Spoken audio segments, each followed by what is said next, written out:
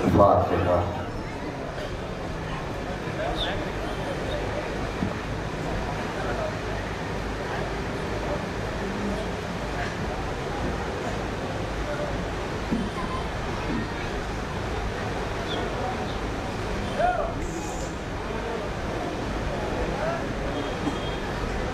ماشاء اللہ لا حول ولا قوة الا باللہ العلی العظیم۔ اعوذ باللہ السمیع العلیم من الشیطان اللعین الرجیم۔ بسم اللہ الرحمن الرحیم۔ الحمد للہ رب العالمین، الصلاة والسلام علی اشرف الاولین والآخرین، خاتم النبیین، شفیع المذنبین، رحمت للعالمین، الملقب بطه و یاسین، مولانا مولا الثقلین، سید الکونین، امام القبلتین، جد الحسن والحسین، ابی القاسم محمد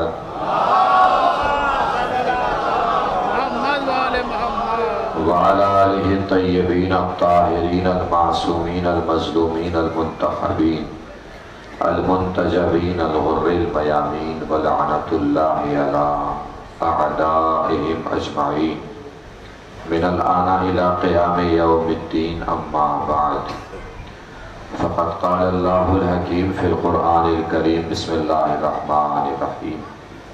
انا اعطیناک الکوثر فصل لربک وانحر ان شانئک هو الابتر۔ صلوات پڑھیں بر محمد۔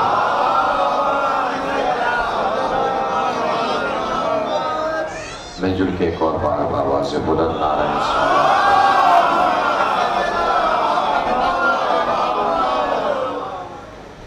ابھی آپ لوگ مقبول زمانہ شاعر جناب فاضل جریلوی کو سن رہے تھے، اور شہزادی سلام اللہ علیہ کا تذکرہ انہوں نے کیا اور فدق کا ذکر بھی کیا، پھر کون جھوٹا اور کون صدیق وہ بھی آپ کو بتایا۔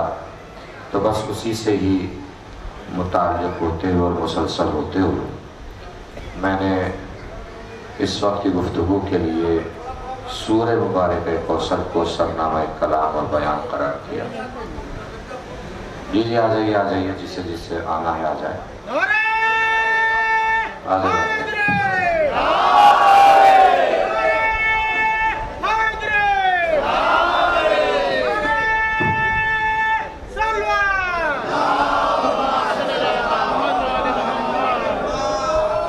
جس سے پروردگار عالم ارشاد فرما رہا ہے، انا اعطیناک الکوثر، اے رسول ہم نے آپ کو کوثر عطا کیا، فصلی لربک وانحر، کوثر عطا کر دیا ہے تو باپ کی ذمہ داری یہ ہے کہ اپنے رب کی نماز پڑھیے اور قربانی پیش کیجیے۔ ان شانئک هو الابتر، بے شک آپ کا دشمن ابتر ہے۔ لفظی اعتبار سے میں سورے پر اس وقت گفتگو کروں گا، اور انشاءاللہ آپ تک گزارشات اور معروضات جو بھی حاضر ہوں گے وہ پہنچانے کی سعادت حاصل کروں گا۔ لفظ کے اعتبار سے اگر دیکھا جائے آغاز سے تو انا اعطیناک الکوثر، ہم نے آپ کو کوثر عطا کیا۔ یہ جو نا ہے، نا، انا، یہ عربی گرامر کے اعتبار سے جمع کے لیے استعمال ہوتی ہے، یعنی پلورل کے لیے استعمال ہوتی ہے۔ ہر لینگویج میں دو ہی چیزیں ہوتی ہیں، سنگولر، پلورل، ایک اور جمع، واحد اور جمع، ایک اور ایک سے زیادہ پھر پلورل ہو جاتے ہیں۔ لیکن عربی گرامر میں واحد، ایک، تثنیہ، دو، دو کے بعد پھر جمع شروع ہوتی ہے، پلورل۔ نا استعمال ہوتا ہے جمع کے لیے، جو نا جمع کے لیے استعمال ہوتا ہے اللہ نے اسے اپنے لیے استعمال کیا ہے، حالانکہ اللہ جمع نہیں ہے، اللہ تو واحد ہے۔ واحد میں بھی احد ہے، وہ اللہ اپنے لیے جمع کیوں استعمال کر رہا ہے؟ اس کے دو ریزن اور دو اسباب مفسرین نے بیان کیے ہیں۔ پہلا ریزن اور پہلا سبب،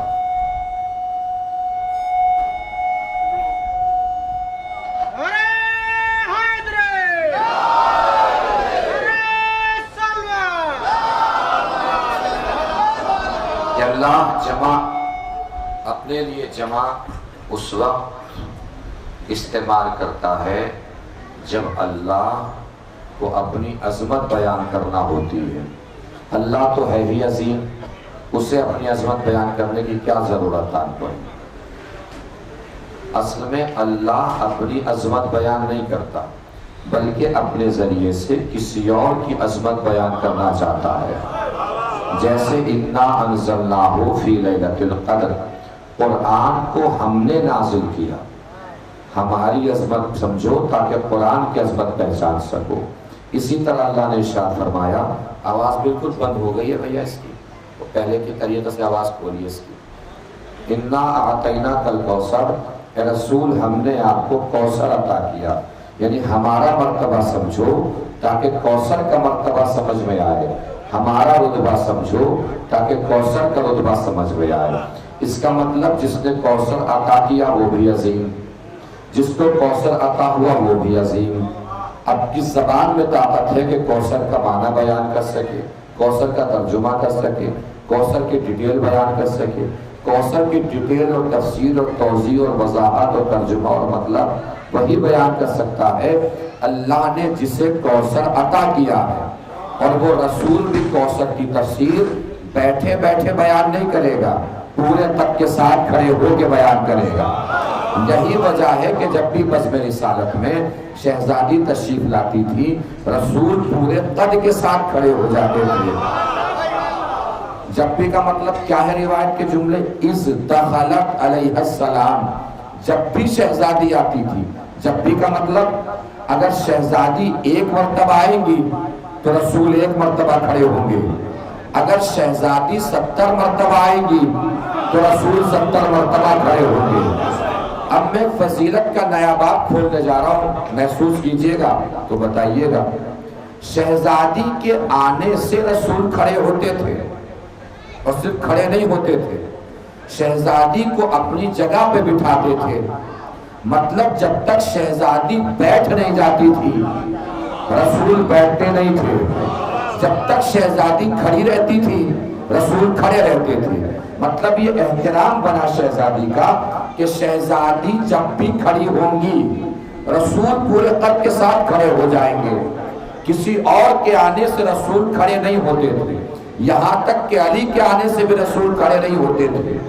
ہو سکتا ہے بعض مواقع پر کہیں پر کوئی دکھا دے کہ فلاں موقع پر رسول علی کے احترام میں کھڑے ہوئے، ہو سکتا ہے، لیکن مولا کے مخصوص فضائل میں سے نہیں ہے کہ علی کے لیے نبی کھڑے ہوتے تھے۔ شہزادی کے خصوصی فضائل میں سے ہے کہ شہزادی کے لیے نبی کھڑے ہوتے تھے، علی کے لیے نبی کھڑے نہیں ہوتے تھے۔ توجہ دیجیے گا عزیزو، بات پہنچے تو بتائیے گا۔ علی کے لیے نبی کھڑے نہیں ہوتے تھے، کس کے لیے کھڑے ہوتے تھے؟ شہزادی کے لیے۔ جب بھی شہزادی کھڑی ہوں گی نبی کھڑے ہو جائیں گے، جب بھی شہزادی کھڑی ہوں گی نبی احترام میں کھڑے ہو جائیں گے۔ علی کے آنے سے نبی کھڑے نہیں ہوتے تھے، شہزادی کے کھڑے ہونے سے کھڑے ہوتے تھے۔ لیکن ایک بات بتاؤں آپ کو، علی کے آنے سے نبی تو کھڑے نہیں ہوتے تھے، لیکن علی کے آنے سے شوہر کے احترام میں زہرا کھڑی ہوتی تھی۔ علی جب بھی آتے تھے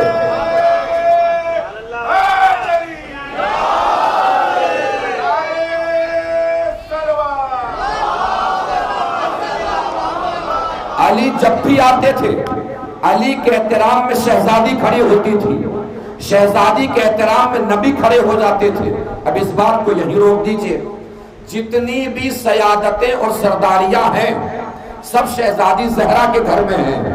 یقین نہ ہو تو چادر تطہیر دیکھ لیجئے، باپ نبیوں کا سردار، شوہر ولیوں کا سردار، خود عورتوں کی سردار، بچے جوانان جنت کے سردار، ایک آسمان سے آیا تھا وہ بھی فرشتوں کا سردار۔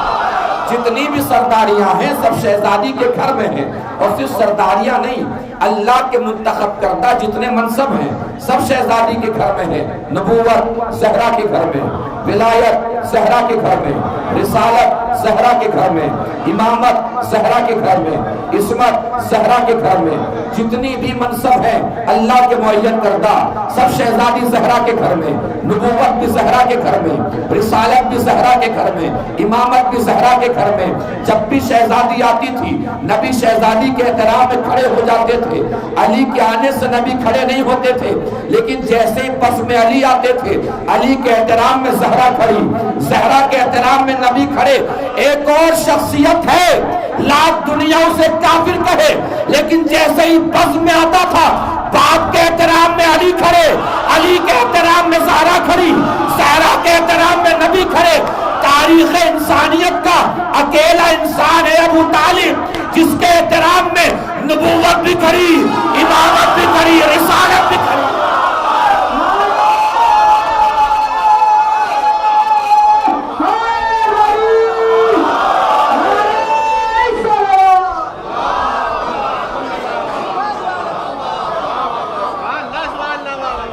اتنا محترم، اتنا معظم، اتنا مکرم، اور دنیا کہتی ہے کہ علی کا باپ کافر تھا۔ مسئلہ یہ ہے کہ جی کلمہ نہیں پڑھا تھا، کلمہ پالنے والا بھی کہیں کلمہ پڑھتا ہے؟ جس کی آغوش میں ایک زانو پہ محمد الرسول اللہ پڑھا، ایک زانو پہ علی ولی اللہ پڑھا۔ اب آپ کی بیدار سماعتوں کے حوالے ایک کیفیت کرنے جا رہا ہوں۔ آپ کرسی نشین ہو، فرش نشین ہو، مسند نشین ہو، جس کے دل میں حضرت ابو طالب کی جتنی عظمت جلوہ گر ہے اتنی طاقت سے عظمت ابو طالب کو سلام کرے گا۔ میں جملہ بدلے دے رہا ہوں، جس کے دل میں دشمن حضرت ابو طالب سے جتنی نفرت ہے اس کی آواز سے پتہ چلنا چاہیے، اس کے ہاتھ سے پتہ چلنا چاہیے، اس کے لہجے سے پتہ چلنا چاہیے۔ دنیا جھوم جھوم کے اور گھوم گھوم کے کہتی ہے ہم نے تحقیق کی ہے علی کا باپ کافر تھا۔ پہلے تو ہمیں سمجھ میں ہی نہیں آتا تھا کہ تحقیق کون سی ہے، کہ جو ساری تحقیق علی کے باپ پہ جا کے رک جاتی ہے، لیکن آہستہ آہستہ سمجھ میں آ گیا کہ کسی اور کا ملے تب تحقیق ہونا۔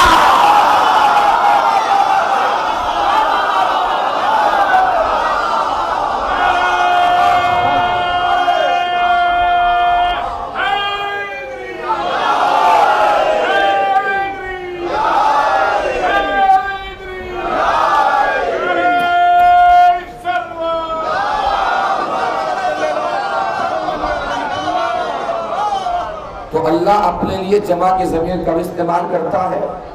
جب اللہ کو اپنی عظمت بیان کرنا ہوتی ہے۔ دوسرا ریزن، اللہ کب اپنے لیے جمع کی ضمیر استعمال کرتا ہے؟ جب اللہ کوئی کام کسی واسطے اور وسیلے کے ذریعے انجام دیتا ہے، جیسے ارشاد ہوا وَأَنزَلْنَا مِنَ السَّمَاءِ مَاءً، ہم نے آسمان سے پانی نازل کیا۔ نازل ہم نے ہی کیا ہے مگر آسمان کے وسیلے سے نازل کیا۔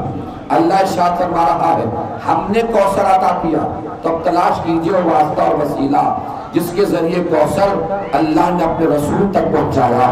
جب تلاش کرنے نکلیں گے تو ذہن کے جلوت کدے میں بس ایک ہی تصویر نمایاں ہوگی، جناب خدیجہ۔ جناب خدیجہ کے ذریعے اللہ نے رسول تک نور کوثر پہنچایا ہے، نور زہرا پہنچایا ہے۔ یہی وجہ اور یہی ریزن ہے کہ بعد وفات جناب خدیجہ بھی حضرت سب سے زیادہ جس خاتون کا تذکرہ کرتے تھے وہ جناب خدیجہ تھی۔ کہیں جاتے تھے تو جناب خدیجہ کا تذکرہ کرتے ہوئے جاتے تھے، کہیں سے آتے تھے تو جناب خدیجہ کا تذکرہ کرتے ہوئے آتے تھے۔ اتنا تذکرہ کرتے تھے، اتنا تذکرہ کرتے تھے کہ بہت سے لوگ تو اس تذکرے سے چڑھنے بھی لگے تھے، اور تاریخ نے ان سب کے نام لکھے ہیں جو جناب خدیجہ کے تذکرے سے چڑھتے تھے۔ لیکن میں اکثر کہتا ہوں کہ ہر نام لینا منبر سے ضروری نہیں ہوتا، اس لیے کہ بہت سے نام زبان کا ذائقہ بگاڑ دیتے ہیں۔ توجہ فرما رہے ہیں؟ بہت سے نام زبان کا ذائقہ خراب کر دیتے ہیں۔ اس لیے ہر نام لینے کی ضرورت نہیں ہوتی۔ ایک دن بول بیٹھے کہ یا نبی اللہ، یا آپ کو کیا ہو جاتا ہے؟ ہر وقت خدیجہ کا تذکرہ، حالانکہ خدیجہ سے بہتر خواتین بھی آپ کو ملی ہے۔ حضور نے فرمایا لا واللہ، نہیں، قسم خدا کی نہیں، مجھے خدیجہ سے بہتر کوئی خاتون ملی ہی نہیں۔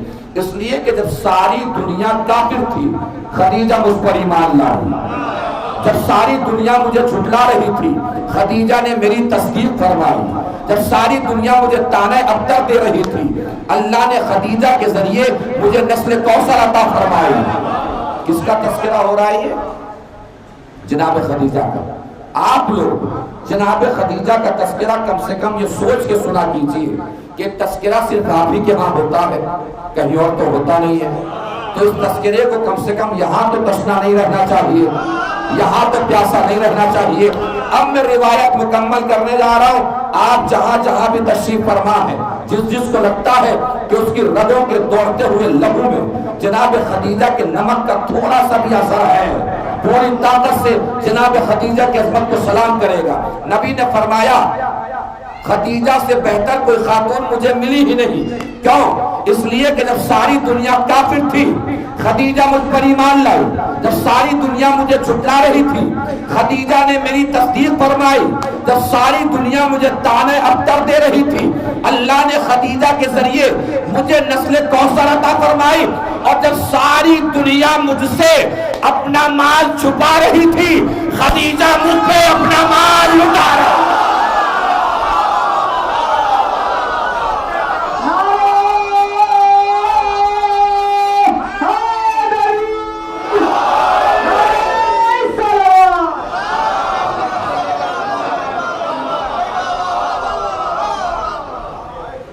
توجہ فرما رہے ہیں؟ محسوس فرما رہے ہیں؟ بات ہو گئی ہے انا نا کی۔ دوسرا لفظ کیا ہے انا کے آگے؟ آتینا۔ سورہ کوثر کو پڑھتے ہوں گے نا، کیا ہے انا کے بعد؟ آتینا، ہم نے عطا کیا۔ یہ آتینا کے معنی ہے ہم نے عطا کیا، ہم نے دیا۔ دینے کے لیے بھی عربی ڈکشنری میں دو لفظ آتے ہیں، ایک ہے ایتا اور ایک ہے اعطا۔ ایتا کے معنی بھی دینا، اعطا کے معنی بھی دینا، مگر دونوں میں فرق ہے۔ دینے والا عطا کرنے والا چھوٹا بھی ہو سکتا ہے، برابر کا بھی ہو سکتا ہے، بڑا بھی ہو سکتا ہے۔ ایسی صورت میں استعمال ہوتا ہے ایتا۔ لیکن جب عطا کرنے والا ہو بھی بڑا، ایسی صورت میں استعمال ہوتا ہے اعطا، جس سے بنا ہے آتینا، یعنی اللہ نے کوثر اپنے حبیب کو عطا کر کے اپنی بڑائی کا اعلان کیا اور فرمایا کہ میں بڑا ہو کے کوثر عطا کر رہا ہوں، بلند ہو کر کوثر عطا کر رہا ہوں۔ تو تمہیں بھی کوثر وہاں نہیں ملے گا جہاں تم ہو، عرش کی بلندی پہ چل کے آنا پڑے گا۔ اور نور زہرا کو لانے کا یہ سفر اللہ نے بعنوان سفر معراج قرآن میں بیان کیا۔ کیا بیان کیا؟ سبحان الذی اسری بعبدہ لیلا من المسجد الحرام الی المسجد الاقصی الذی بارکنا حولہ لنریہ من آیاتنا۔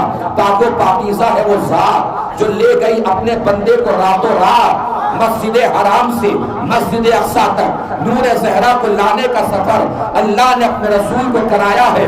مسجد سے مسجد تک، مسجد سے مسجد تک، مسجد سے مسجد تک، یعنی اللہ نے قرآن میں فیصلہ کر دیا کہ زہرا کی عظمتوں کا محور مسجد ہوگی، زہرا کی فضیلتوں کا مرکز مسجد ہوگی۔ اسی لیے آپ نے دیکھا نہیں، نبی کی مسجد سے سب کے دروازے بند کرا دیے، تنہا فاطمہ زہرا کا دروازہ کھلا رکھا،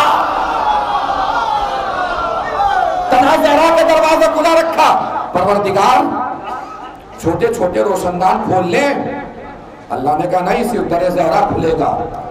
پروردگار نئے نئے مسلمان ہیں، ناراض بھی ہو سکتے ہیں، اللہ نے کہا ہونے دو ناراض، صرف در زہرا کھلے گا، ہونے دو ناراض، صرف در زہرا کھلے گا۔ یہیں سے ہمیں اللہ کی سنت کا اندازہ بھی ہو گیا کہ دنیا ناراض ہو تو ہو، بس فاطمہ زہرا راضی ہو جائے۔ نہیں توجہ فرمائی، بھئی آغاز زمانہ رسول میں عظمتوں کے دو ہی نشان تھے، عظمتوں کے دو ہی پتے تھے، عظمتوں کے دو ہی ایڈریس تھے، عظمتوں کی دو ہی منزلیں تھیں، عظمتوں کے دو ہی مقام تھے۔ ایک مقام کو مسجد کہتے ہیں، ایک مقام کو کعبہ کہتے ہیں۔ دونوں میں فرق بس یہ تھا کہ مسجد میں زہرا کا دروازہ کھولا گیا، کعبے میں علی کا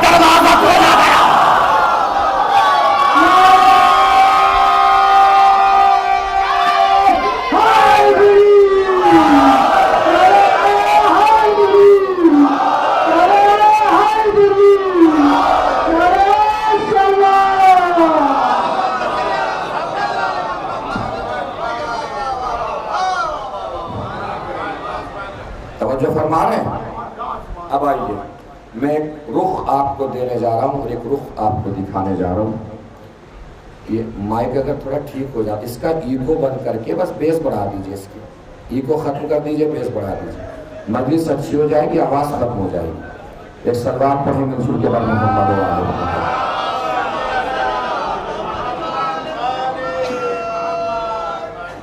ایک منزل اور ایک رخ آپ کو دکھانے جا رہا ہوں. کہاں گئے ہیں رسول نور زہرا لینے؟ کہاں گئے ہیں؟ عرش کی بلندی پر. کہاں گئے ہیں؟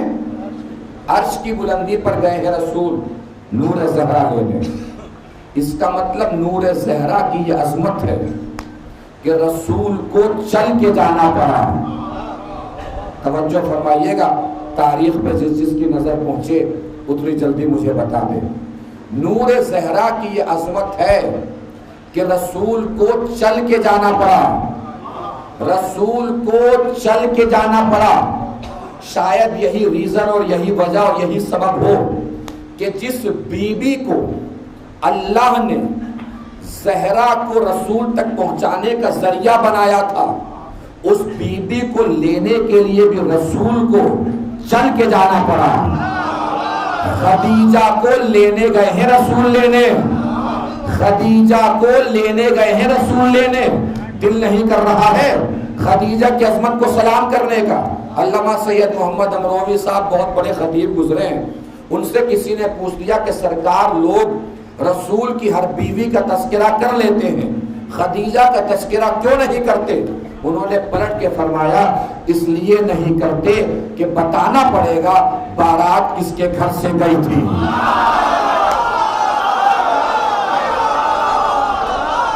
بارات کس کے گھر سے گئی تھی. جب اتنی بلندی پہ جا کے سنی لیا ہے آپ نے تو ایک جملہ اور سن لیجئے ان کا. سناؤں؟ ان سے کسی نے پوچھ لیا سرکار رسول کی بیویاں کتنی تھی؟ انہوں نے کہا بھئی مجھے نہیں پتا، میں نے تو ایک ہی کا ولیمہ کھایا ہے. سلام علیکم. مجھے نہیں پتا، میں نے تو بس ایک ہی کا ولیمہ کھایا ہے. بارات گئی ہے، بارات بارات گئی ہے، بارات. اب بھی دل نہیں کیا جناب خدیجہ کی عظمتوں کو سلام کرنے کا؟ تو اور کھل کے بیان کرے کون رسول جا رہا ہے بارات لے کر؟ علم اول، خلق اول، نور اول، فکر اول، بصیرت اول، بصارت اول، شعور اول، عظمت اول، فضیلت اول، الفت اول، عشق اول. سر پہ صحرا سجا کر بارات لے کر خدیجہ کے دروازے پر خدیجہ کو لینے گیا ہے. جو بول رہے ہیں نہ جانے کیوں بول رہے ہیں، جو اب بھی چپ ہے نہ جانے کیوں چپ ہے. بات میں نے ساری تمام کر دی اور کھل کے بیان کروں جناب خدیجہ کی عظمتوں کو سلام کرنے کا. ابھی دل نہیں کیا. یہ کون رسول جا رہا ہے خدیجہ کو لینے؟ یہ وہ رسول ہے جو کبھی آیت لینے نہ گیا، کبھی سورہ لینے نہ گیا، کبھی قرآن لینے نہ گیا.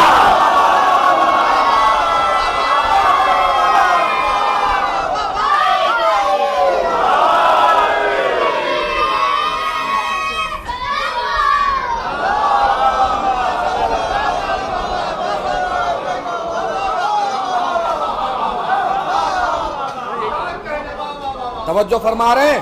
لیجئے مائک بھی بند ہو گیا تو ایک جملہ اور سن لیجئے جہاں تک پہنچے آواز، مگر لگنا چاہیے جیسے اندھیروں کو چیر کر نور کے میدان تک آوازیں پہنچا رہے ہیں. اگر جملہ پہنچ جائے توجہ فرمائیے گا.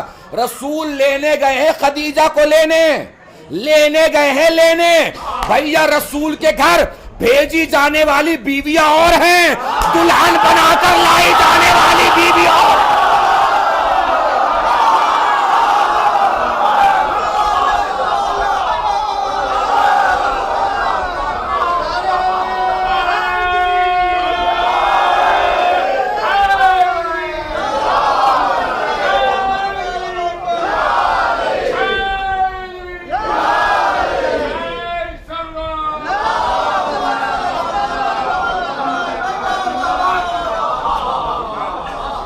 توجہ فرما رہے ہیں؟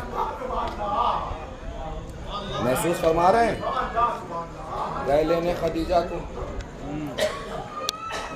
جناب خدیجہ کو پتا چلا کہ مکے کی ساری عورتیں ناراض ہیں. یہ شادیوں میں ناراضگی والا چکر 1400 سال پرانا ہے. پورے سال بیٹھ کے بیٹھک پہ چائے پینے والا شادی کے وقت اینٹ جائے گا.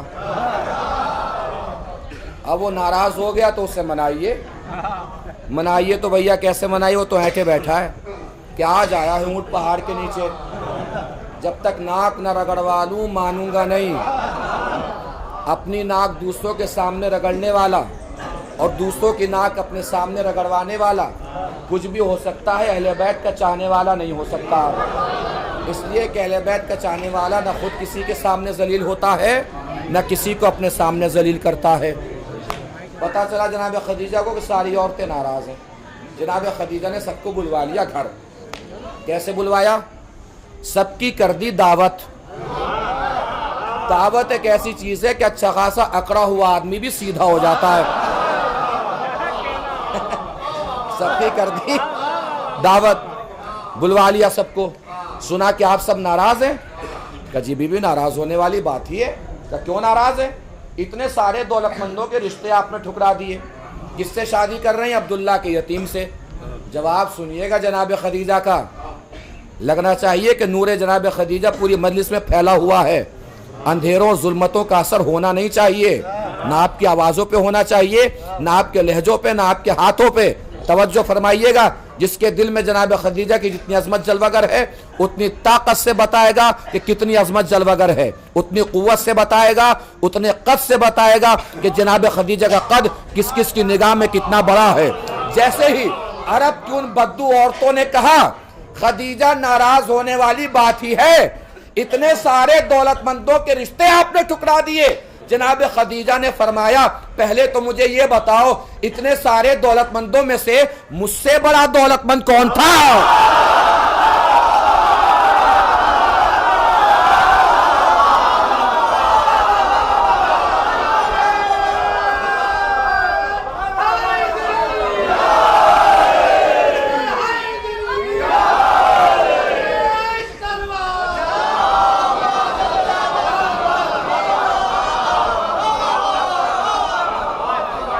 پھر مجھے یہ بتاؤ جس سے میں شادی کر رہی ہوں اس سے بڑا صادق کون ہے, اس سے بڑا امین کون ہے, اس سے بڑا صاحب کردار کون ہے؟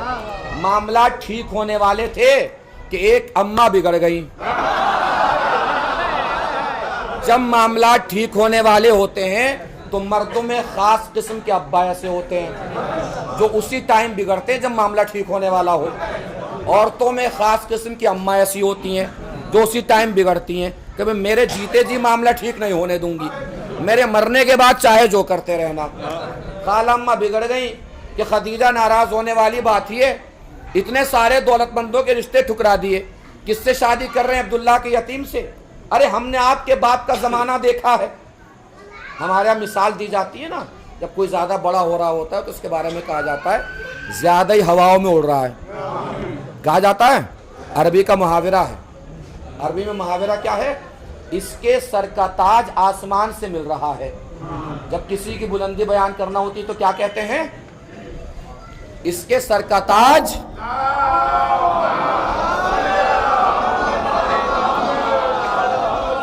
اس کے سر کا تاج آسمان سے مل رہا ہے. عرب کی اس بدو عورت نے کہا خدیجہ ناراض ہونے والی بات ہی ہے. ارے ہم نے آپ کے باپ کا زمانہ دیکھا ہے, آپ کے باپ کا سر کا تاج آسمان سے ملتا تھا, آپ کے باپ کا سر کا تاج آسمان سے ملتا تھا. جناب خدیجہ کا جواب سنا رہا ہوں. جملے کا قد اتنا بڑا ہے کہ پورے قد پہ کھڑے ہو کر قیامت تک بھی واہ واہ کرتے رہیں گے تو جملے کا حق ادا نہیں ہو سکتا. اس لیے کہ جملہ نہیں ہے, جناب خدیجہ کا یقین ہے. جناب خدیجہ کے یقین کے اوپر جس کا ایمان ہو کبھی تک بھی داد دیتا رہے, کتنے بھی قد کے اوپر کھڑے ہو کے داد دیتا رہے, جملے کا حق ادا نہیں ہو سکتا. جیسے عرب کی اس بدو عورت نے کہا نا خدیجہ ناراض ہونے والی بات ہی ہے, کس سے شادی کر رہی ہو؟ ارے آپ کے باپ کا سر کا تاج آسمان سے ملتا تھا. اور یہ شہزادی فاطمہ کے لیے روایات میں ہے کہ ہر نور کسی نہ کسی نبی کے صلب سے ہو کر آخری نبی تک پہنچا.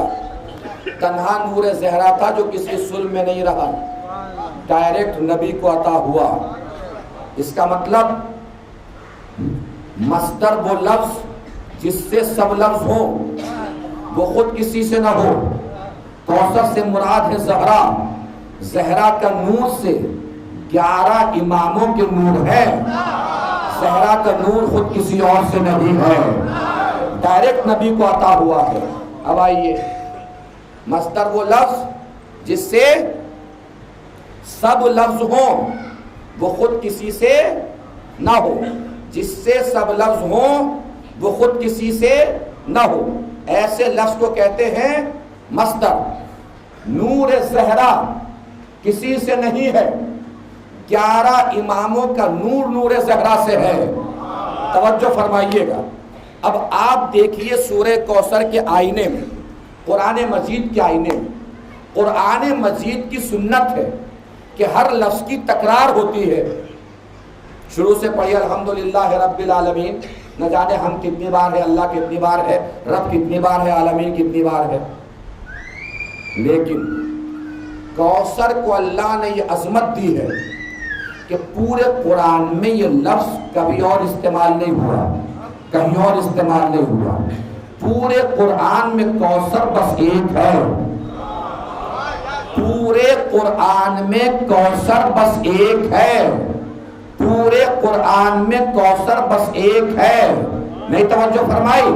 قرآن میں کوثر بھی ایک، رسول کی بیٹی بھی ایک، کوثر بھی ایک، بیٹی بھی ایک۔ اب آئیے محمد سلجھا لیجئے، انشاءاللہ بات منزل تک پہنچ جائے گی۔ کتنی بیٹی ہیں رسول کی؟ کتنی؟ کتنی؟ آپ کتنی مانتے ہیں؟ تو گھبرا کیوں رہے بولتے ہوئے؟ کتنی بیٹی ہیں رسول کی؟ نام کیا ہے؟ بچے کون کون ہیں؟ حضرت حسنین جناب زینب ام کلثوم، اور ایک کی شہادت واقع ہو گئی بطن مادر میں جناب محسن۔ شوہر کون ہے؟ مولا علی۔ کہاں پیدا ہوئی؟ مکے میں۔ کہاں دفن ہوئی؟ مدینے میں۔ سب کو پتا ہے، آپ ایک مانتے ہیں، جو 4 مانتے ہیں ہمت ہو تو بتائیں نام کیا کیا ہے، شوہر کون کون ہے، کب پیدا ہوئی، کہاں دفن ہوئی، بچے کون کون ہے۔ ہم تو ایک مانتے ہیں، بتا رہے ہیں، تو 4 مانتے ہیں، بتائیں۔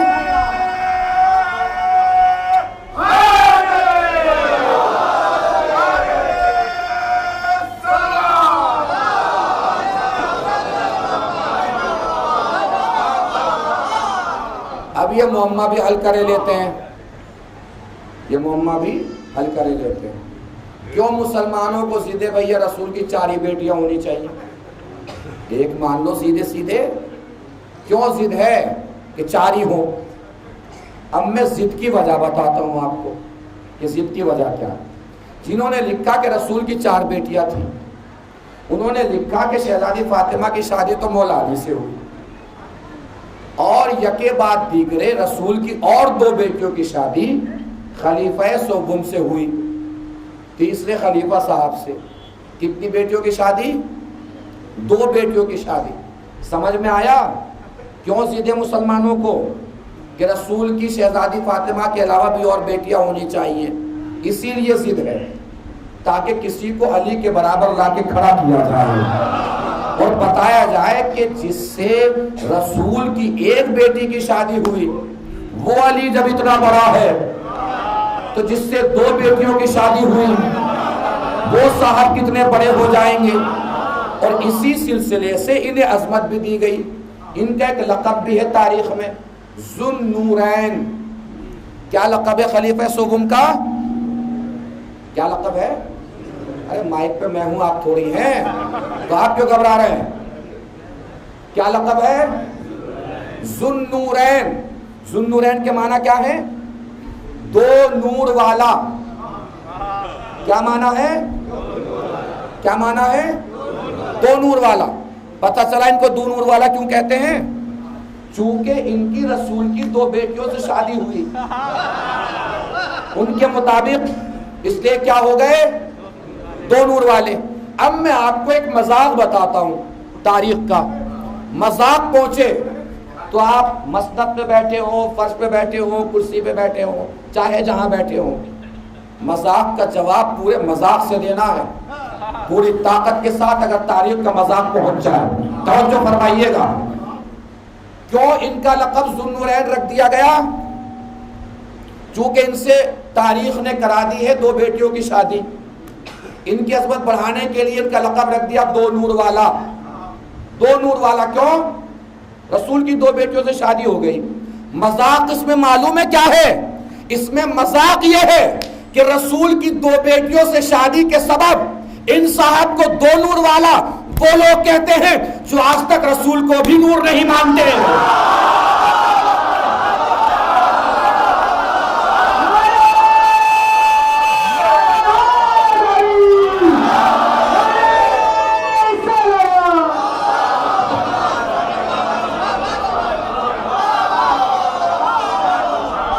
بیچاروں کو پتہ ہی نہیں ہے کہ اسلام میں رشتوں کی وجہ سے کسی کی عظمت نہیں بڑھتی، رشتوں کی وجہ سے کسی کی فضیلت نہیں بڑھتی، بلکہ قرآن نے تو صاف صاف اعلان کیا ہے، ضرب اللہ مثلا للذین آمنوا امرأۃ فرعون، اللہ نے فرعون کی بیوی کو نمونہ بنایا ہے مومنوں کے لیے۔ بیوی کس کی ہے؟ فرعون کی۔ نمونہ کس کے لیے؟ مومنوں کے لیے۔ سکے کا دوسرا پہلو، ضرب اللہ مثلا للذین کفروا امرأۃ نوح، اللہ نے نوح کی بیوی کو نمونہ بنایا ہے کافروں کے لیے۔ بیوی ہے کافر کی، نمونہ ہے مومنوں کے لیے۔ بیوی ہے نبی کی، نمونہ ہے کافروں کے لیے۔ تو قرآن نے پہلے ہی بیان کر دیا نا کہ یہ مت دیکھو کون کس کا رشتہ دار ہے، یہ دیکھو کون صاحب کردار ہے۔ جس کا کردار جتنا بڑا تو اتنا عظیم۔ کیا نمونہ بنایا؟ اذ قالت رب ابن لی عندک بیتا فی الجنہ، فرعون کی بیوی جناب آسیہ نے کہا کہ پروردگار مجھے جنت میں گھر دے دے۔ علماء نے لکھا جنت میں گھر دے گا اللہ۔ کیوں دے گا بھائی؟ کتنی نمازیں پڑھی، کتنے روزے رکھے، کتنے پیدل حج کیے؟ کہا آپ نے دیکھا نہیں، ایک نبی کو پالا ہے، ایک نبی کو پالا ہے۔ اس کا مطلب جو بھی نبی کو پالے، جو بھی نبی کو پالے، اللہ سے جو بھی مانگے گا اسے مل جائے گا۔ ایک باپ کے ہیں 2 بچے، باپ نے بچوں کو اپنے سامنے کھڑا کر کے کہا ایگزام میں اچھے نمبر سے کامیاب ہو جانا، جو بھی مانگو گے دے دوں گا۔ بچے ایگزام میں اچھے نمبر سے کامیاب ہو گئے۔ باپ نے دونوں کو سامنے کھڑا کر کے پوچھا، ایک بیٹے سے پوچھا بتا تجھے کیا چاہیے؟ اس نے کہا ابا اسکول جاتے وقت پریشانی ہوتی ہے، سائیکل دے دیجیے۔ باپ سائیکل دے گا کہ نہیں دے گا؟ ارے جس سے اپنے باپ پہ یقین ہو تو بولو، دے گا کہ نہیں دے گا؟ دے گا۔ ہاں پتا چلا نا کہ یقین ہے سب کو اپنے اپنے باپ پہ۔ دے گا کہ نہیں دے گا؟ دے گا۔ کیا دے گا؟ سائیکل نہیں دے گا، سائیکل ہی دے گا، چونکہ مانگی ہی سائیکل ہے۔ توجہ فرمائیے گا بھائی، حیثیت چاہے بائک دینے کی ہو دے گا سائیکل، چونکہ مانگی سائیکل ہے۔ دوسرے سے پوچھا بیٹا تجھے کیا چاہیے؟ اس نے کہا ابا جو آپ کی مرضی۔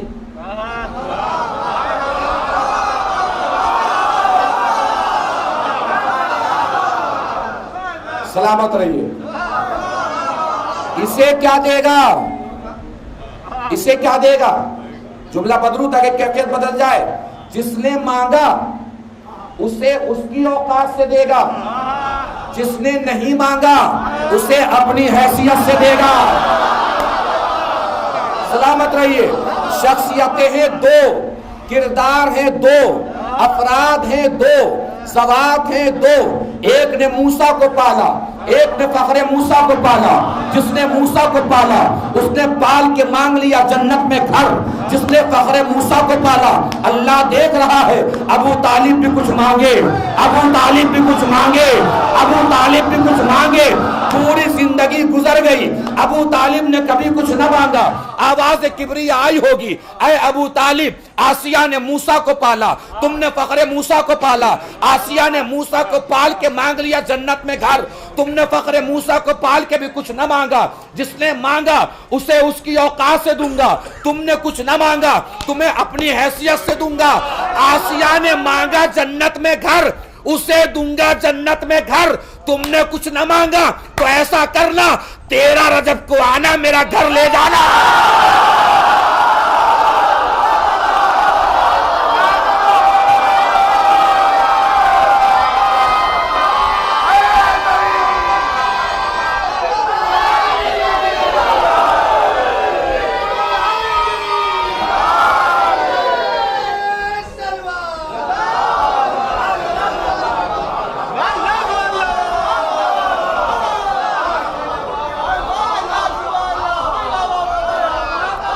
جو فرما رہے ہیں، تو کہنے کا کیا مطلب ہے کہ کسی کی 2 بیٹیوں سے شادی کرا کے اس کی عظمت نہیں بڑھا سکتے آپ.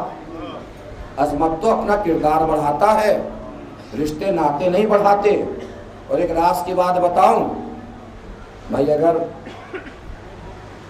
مان لیجئے رسول کی 4 بیٹیاں ہیں تو ساتھ میں یہ بھی تو ماننا پڑے گا کہ بیٹیاں 4 ہیں مگر آئے تطہیر بس زہرا کے لیے آئی. بیٹیاں 4 ہیں مگر آئے مودت صرف زہرا کے لیے آئی. بیٹیاں 4 ہیں جنت کے کھانے صرف زہرا کے لیے آئے. بیٹیاں 4 ہیں جنت میں کھانے صرف زہرا کے گئے. بیٹیاں 4 ہیں مگر فرشتے صرف در زہرا پہ سلام کرنے آئے. بیٹیاں 4 ہیں اللہ کا رسول بس در زہرا پہ سلام کرنے آیا. بیٹیاں 4 ہیں اللہ کے فرشتے بس زہرا کے بیٹوں کا جھولا جھلانے آئے. بیٹیاں 4 ہیں اللہ کے فرشتے بس زہرا کی چکی چلانے آئے. بیٹیاں 4 ہیں سورہ کوثر صرف زہرا کے لیے آیا. بیٹیاں 4 ہیں سورہ قدر صرف زہرا کے لیے آیا. بیٹیاں 4 ہیں سورہ صرف زہرا کے شوہر نے پلٹایا. بیٹیاں 4 ہیں تارا صرف زہرا کے شوہر کے لیے اترا. بیٹیاں 4 ہیں غدیر کے میدان میں صرف نبی نے زہرا کے شوہر کو اٹھایا. اور ایک بات بتاؤں، علامہ طاہر القادری بہت بڑا نام ہے، سب نے سنا ہے نا؟ علامہ طاہر القادری کو سنا ہوگا. وہ بیان کرتے کرتے کہتے ہیں کہ علی کعبے میں پیدا ہوئے، سمجھ میں نہیں آ رہا تھا کیوں پیدا ہوئے، لیکن جب علی کی زہرا سے شادی ہوئی تب سمجھ میں آیا کیوں پیدا ہوئے. بیٹی نبی کے گھر کی ہو تو لڑکا کعبے میں پیدا ہوتا ہے. میں کہوں گا بات ہی حل ہو گئی، مسئلہ ہی تمام ہو گیا. بھئی اگر رسول کی 4 بیٹیاں ہیں تو پہلے 4 کعبے لے کر آ.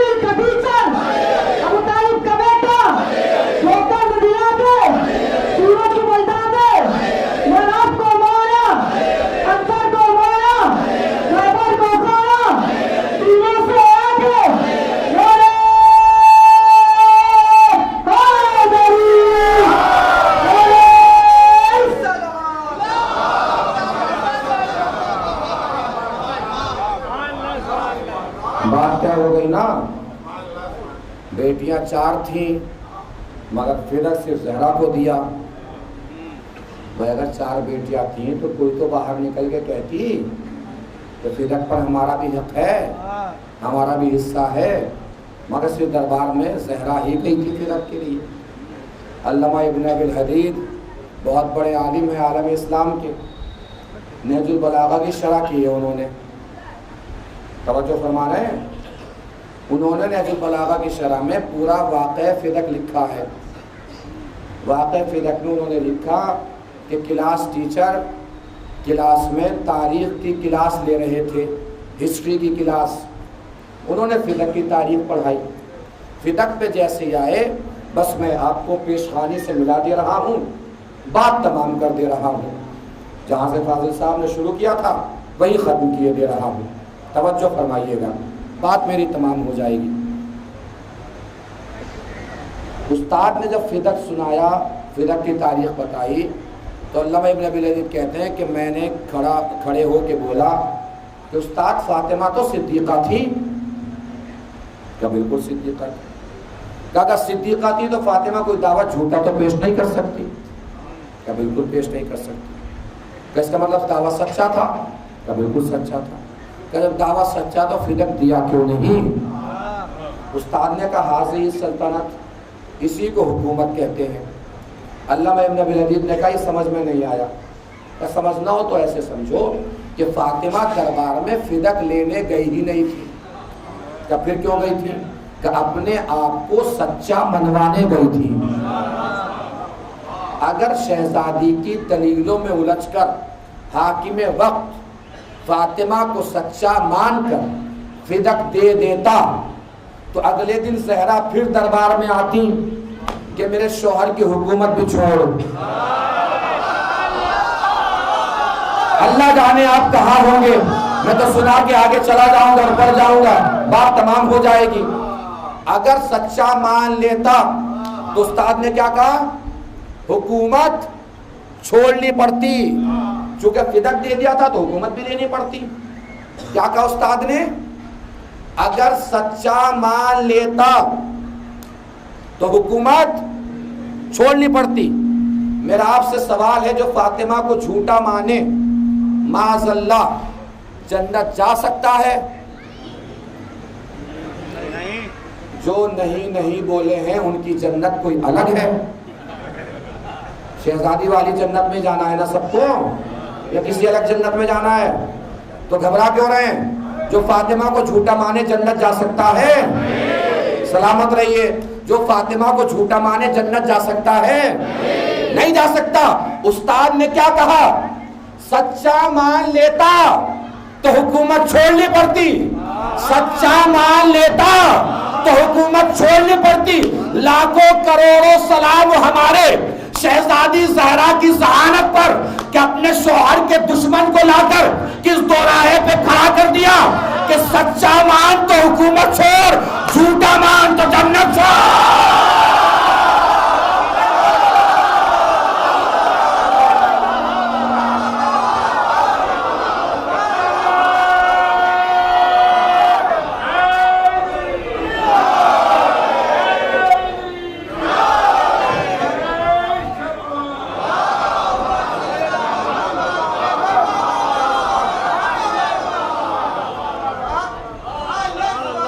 ہمارے بائک کی آواز کم کرا دیے، مجلس تو ہو گئی ختم جو ہونی تھی، آواز کم کرا دیں تھوڑی سی، یہ فورن دے رہا ہے بار بار۔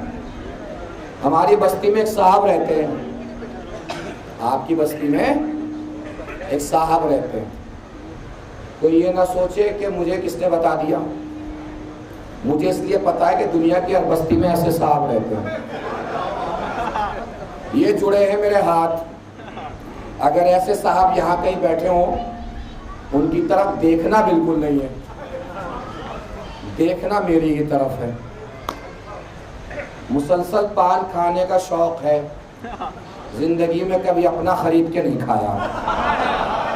میری طرف ادھر ادھر بالکل نہیں دیکھنا، صرف میری طرف دیکھنا ہے۔ اخبار پڑھنے کا مسلسل شوق ہے، زندگی میں کبھی اپنا خرید کے نہیں پڑھا۔ اس کو کم کر کے آواز کم کرائیں۔ اخبار پڑھنے کا مسلسل شوق ہے، زندگی میں کبھی اپنا خرید کے نہیں پڑھا۔ ہر گھنٹے چائے پیتے ہیں،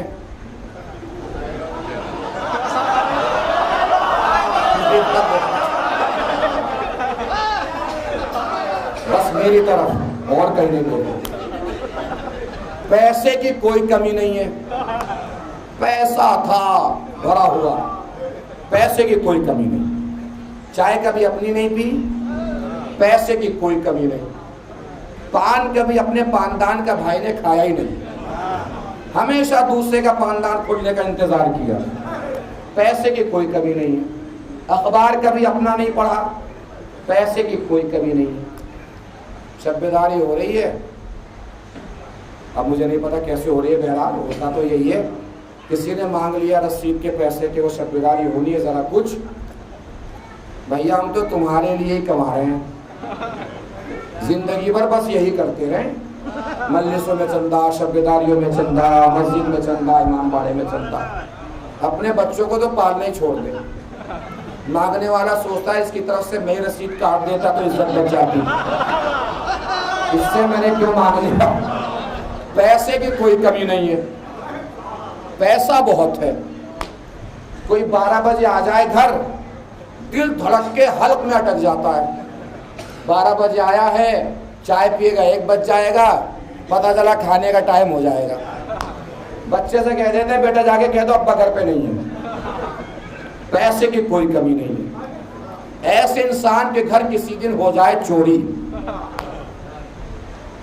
کیا کہنا ہوا نا، مزہ آیا نا، سن کے مزہ آیا، واقعی ہو جائے تو سوچئے کیا عالم ہوگا۔ اگلے دن چوراہے پہ کھڑے ہوں گے سب لوگ نکل کے، پریشان کوئی نہیں ہوگا، غم کسی کو نہیں ہوگا۔ ہر کوئی کہے گا جو کام ہم زندگی بھر نہ کر سکے چور ایک رات میں کر دیں۔ اگر ہمیں چور مل جائے تو ہم تو ہاتھ ہی چوم لیں اس کا۔ ایک صاحب ہماری بستی میں اور رہتے ہیں، مجلس سے نکلے دیکھا کسی کو کھانسی ہو رہی ہے، یہ دیکھے کھانسی ہو رہی ہے۔ مجلس سے نکلے پوچھا بھئی طبیعت ٹھیک ہے؟ کہا طبیعت تو ٹھیک ہے، کھانسی ہو رہی تھی۔ کہا وہ ذرا ڈاکٹر کے یہاں جا رہا تھا مگر مجلس کا وقت ہو گیا، سوچا پہلے مجلس کر لیں بعد میں ڈاکٹر کے یہاں جائیں۔ کہا تو چلو ڈاکٹر کے یہاں۔ کہا وہ پرس گھر پہ رہ گیا۔ ارے کیسا پرس؟ ہم ہیں نا آپ کے ساتھ۔ ان کے پاس پیسہ تو بہت نہیں ہے، دل بہت بڑا ہے۔ کسی بچے کو ٹہلتے ہوئے دیکھیں منڈے ٹیوزڈے ویڈنسڈے تھرسڈے، پوچھتے ہیں کہ بھئی اسکول نہیں گئے بیٹے؟ کہا وہ ابا ممبئی رہتے ہیں اور دلی رہتے ہیں، وہ پیسے نہیں آئے تھے، فیس نہیں گئی۔ جیب سے نکال کے دیتے ہیں بیٹا لو فیس، پڑھو لکھو بڑے آدمی بنو، گھر کا نام روشن کرو، ہمارا نام روشن کرو۔ پیسہ بہت نہیں ہے مگر دل بہت بڑا ہے۔ کوئی 12 بجے آئے 1 بجے چلنے لگے، پوچھتے ہیں کہاں؟ کہا جا رہے ہیں گھر۔ کیوں؟ کھانا کھانے۔ تو کیسا کھانا یار، یہ بھی تمہارا گھر ہے، جو بھی ہلکا پھلکا بنا ہے یہی کھا کے جاؤ۔ پیسہ تو بہت نہیں ہے، دل بہت بڑا ہے۔ 50 روپے کوئی مانگ لے، شب بیداری ہو رہی ہے، 500 کا نوٹ نکال کے دیتے ہیں، کہ لو لے جاؤ، اور ضرورت پڑے تو بتانا۔ پیسہ تو بہت نہیں ہے، دل بہت بڑا ہے۔ ایسے انسان کے گھر کسی دن ہو جائے چوری، اگلے دن قوم کے جوان راستے میں اٹھتے ہوئے نکلیں گے، مل جائے تو ہم چور، دانت توڑ دیں گے اور اتنے تماشے ماریں گے کہ گال لال کر دیں گے۔ ایک خالہ اماں گزر رہی ہیں وہاں سے، بچوں چور ملا؟ کہا ابھی تو نہیں ملا۔ کب مل جائے تو پہلے میرے پاس لے کے آنا، گریبان پھاڑ دوں گی، دانت توڑ دوں گی، منہ توڑ دوں گی۔ ہم نے کہا خالہ اماں اتنا غصہ کرنے کی ضرورت نہیں ہے، بی پی بھی بڑھ جائے گا، بے ہوش ہو جاؤ گی۔ خالہ اماں نے کہا مولانا مجھے مت سمجھائیے گا، یہاں سے لے کے اور وہاں تک جو سمجھ جائے اور پوری طاقت سے نہ بولے مجھے شکایت رہے گی اس بندے سے۔ ہم نے کہا خالہ اماں غصہ کیوں ہو رہی ہیں، غصہ ہونے کی کیا ضرورت؟ خالہ اماں نے کہا مولانا مجھے بالکل مت سمجھائیے، دیکھا نہیں کیسے کے گھر چوری کی، اس کے گھر چوری کرنے کی ضرورت کیا تھی؟ اس سے مانگ لیتے یہ تو ویسے ہی دے دیتا۔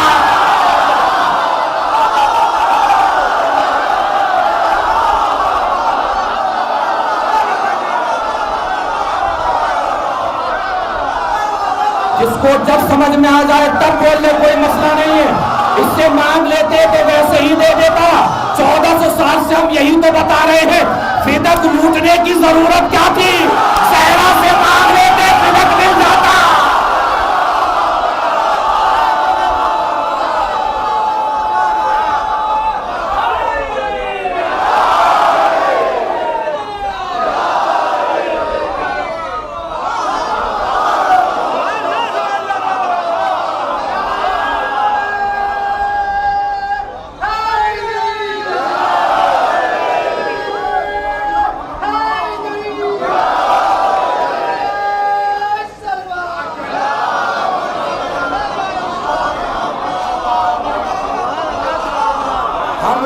خاموش کرنے کی کوشش کر رہے ہیں، خالہ اماں کا غصہ اور بڑھے جا رہا ہے۔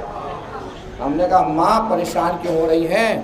کہ مولانا بالکل مت سمجھائیے گا، مولانا جب تک زندہ رہوں گی اس چور پہ لعنت کروں گی،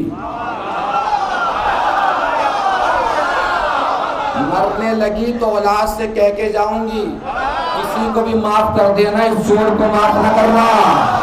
ज़हरा आपसे वादा है, जब तक जिंदा रहेंगे आपके दुश्मन पे लानत करेंगे, मरने लगे तो औलाद से कह के जाएंगे किसी को भी माफ कर देना, ज़हरा के दुश्मन को माफ न करना।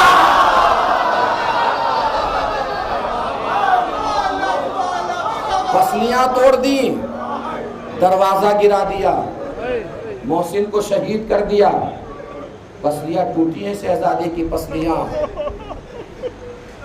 मेरा कहना आसान है, आपका सुनना आसान है। शहजादी की पसलियां टूटी हैं, पसलियां।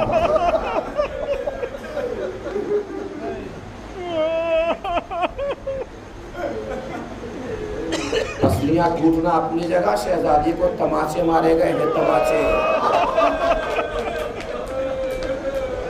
एक खतीब मसाइब पढ़ रहे थे, वो जैसे इस जुमले पे आए, दरमियान से एक शख्स खड़ा हुआ, सरो सीना पीट के रोने लगा। खतीब मजलिस ने पूछा कि भाई इन मुसीबतों में तेरे दिल को कौन सी बात लगी है जो इतना रो रहा है? उसने कहा सरकार, मुझे ज़ैनब उम्मे कुलसूम की मुसीबतों का एहसास रुला रहा है। खतीब मजलिस ने कहा भाई मसाइब तो मैं शहजादी ज़हरा के पढ़ रहा हूँ, ज़ैनब उम्मे कुलसूम की मुसीबत का एहसास क्यों रुला रहा है? उसने कहा सरकार, मैंने एक दिन अपनी ज़ौजा के रुखसार पे तमाचा मार दिया था। बुजुर्गान मेरे सर का ताज है, अल्लाह इनकी उम्रों को तूलानी फरमाए। मैं अपने बच्चों और जवानों की बारगाह में अर्ज़ कर रहा हूँ, कभी अपनी बेटी को मारा ना कीजिए, और बेटी ही नहीं अपनी बीवियों को भी ना मारा कीजिए, इसलिए कि बीवी वो आपकी है मगर किसी की तो बेटी है ना। किसी ने अपने जिगर का टुकड़ा आप पर भरोसा करके आपके हवाले किया है। उसने कहा सरकार, जब मैंने अपनी ज़ौजा के रुखसार पे तमाचा मारा तो मेरी ज़ौजा 4-5 घंटे के बाद मेरे पास आई, मुझसे आकर कहती है आप मेरे सैयद हैं, मेरे सरदार हैं, मेरे मालिक हैं, मेरे आका हैं, मैं आपको अपने ऊपर हक देती हूँ, अगर मुझसे कभी कोई गलती हो जाया करे ना तो मुझे तंबीह कर सकते, चाहे तो मार भी सकते हैं, बस ये मेरे हाथ जुड़े हैं, आज के बाद बस इतना ख्याल रखिएगा मेरे रुखसार पे तमाचा कभी मेरी बेटियों के सामने न मारिएगा, इसलिए कि जब से आपने तमाचा मारा है ना मेरी बेटियां मुझसे बार बार पूछ रही है अम्मा ये रुखसार पे निशान कैसा? सरकार में यही सोच सोच के परेशान हूँ, जब ज़ैनब उम्मे कुलसूम ने पूछा होगा अम्मा ये रुखसार पे नील का निशान कैसा, ज़हरा ने क्या जवाब दिया होगा? अहले बैत के घराने में जैसे फजीलतों की तकरार है ऐसे ही मुसीबतों की तकरार है। फजीलतों की तकरार जैसे अब्बास सानिय हैदर करदार, अकबर हम शबी है पैगंबर, ज़ैनब सानिय ज़हरा, ये फजीलतों की तकरार है। मुसीबतों की तकरार सुनेंगे, मुसीबतों की तकरार कैसे है? अहले बैत के घराने में अली के सर पे ज़रबत लगी, अब्बास के सर पे बुर्ज लगा, हसन के जिगर के टुकड़े हुए, कासिम के बदन के टुकड़े हो गए। एक और तकरार सुनाओ, ज़हरा की पसलियां भी टूटी, सकीना की पसलियां भी टूट गई। ज़हरा की पसलियां दरवाजा गिरने की वजह से टूटी, सकीना की पसलियां जानते हैं प्यास की गर्मी की वजह से टूट गई। इमाम सज्जाद वुजू का पानी भी देखते थे तो रोने लगते थे, मौला ये तो वुजू का पानी है, इसे देख के क्यों रो रहे हैं? कि बस इतना ही पानी होगा जो मेरी बहन सकीना ने करबला से शाम तक पिया होगा। का मौला सकीना को पानी मिलता नहीं था, कब मिलता तो था, कभी सकीना करती क्या थी? इमाम फरमाते हैं आपने बहन भाई की मोहब्बत सुनी है, मदीने में अकबर और सुगरा की मोहब्बत, करबला में ज़ैनब और हुसैन की मोहब्बत, राह कूफा शाम की मोहब्बत सुनी है बहन भाई की। इमाम सज्जाद बताते हैं बस इतना ही पानी मेरी बहन ने पिया होगा। कब बोला पानी मिलता नहीं था, कब मिलता तो था, कभी सकीना करती क्या थी? इमाम फरमाते हैं मेरे हाथों में हथकड़ियां, पैरों में बेड़ियां, गले में खारदार तो लोहे की गर्मी जब बढ़ती थी लोहा गोश्त को काट के हड्डियों में गड़ने लगता था। جب سکینہ کو پانی ملتا تھا سکینہ پانی سے بھرا کوزہ لے کر میرے پاس آتی تھی، کبھی میرے ہاتھوں کی ہتھکڑیوں پہ ڈالتی تھی، کبھی پیروں کی بیڑیوں پہ ڈالتی تھی، کبھی گلے کے طور پہ بھیا